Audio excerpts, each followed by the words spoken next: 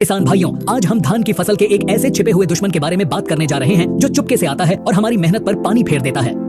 ये एक ऐसा कीट है जो सीधे सीधे दानों की गुणवत्ता और पैदावार पर हमला करता है, जिससे दाने काले पड़ जाते हैं, उनमें दूध नहीं भरता और बालियां भजनहीन होकर सीधी खड़ी रह जाती हैं। जी हाँ, हम बात कर रहे हैं धान की बाली के मकड़ी की, जिसे अंग्रेजी में पैनिकल माइट कहते हैं। इस वीडियो में हम आपको इस कीट की पूरी जानकारी देंगे। यह क्या है, कैसे पहचानें, इसका जीवन चक्र, यह क्यों लगता है और सबसे महत्वपूर्ण, इसका असरदार रासायनिक नियंत्रण कैसे करें।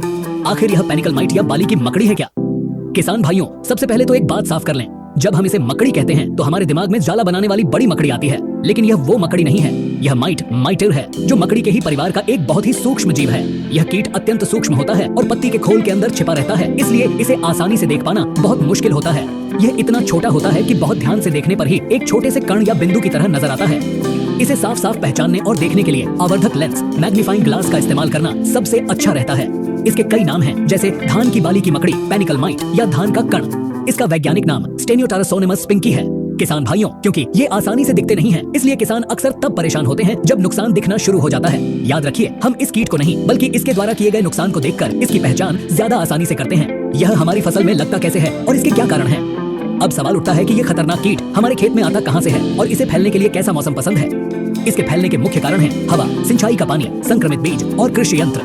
अगर फसल कटाई के बाद धान के अवशेष खेत में रह जाएं, तो ये उनमें भी जिंदा रहते हैं और अगली फसल का इंतजार करते हैं। इसे फैलने के लिए कुछ खास परिस्थितियां चाहिए होती हैं, जैसे कि 25 से 35 डिग्री सेल्सियस का तापमान, 80 से 90% नमी वाला उमस भरा मौसम और आसमान में बादल छाए रहना।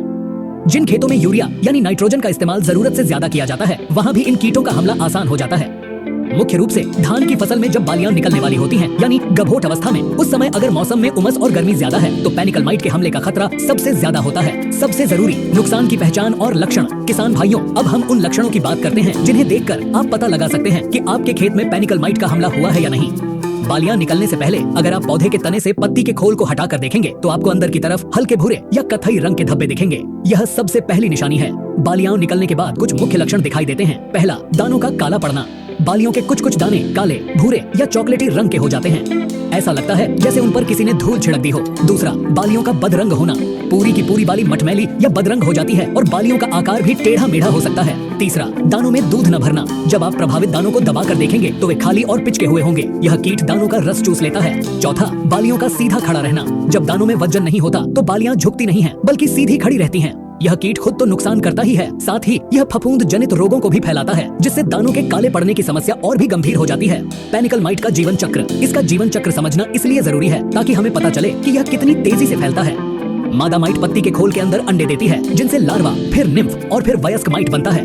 सबसे खतरनाक बात यह है कि अनुकूल मौसम में यह अपना पूरा जीवन चक्र सिर्फ 7 से 10 दिनों में पूरा कर लेता है। इसका मतलब है कि कुछ ही हफ्तों में इनकी आबादी लाखों करोड़ों में पहुंच सकती है। सबसे महत्वपूर्ण, रोकथाम और रासायनिक नियंत्रण। किसान भाइयों, अब हम समाधान पर आते हैं। पहले बात करते हैं रोकथाम के उपायों की।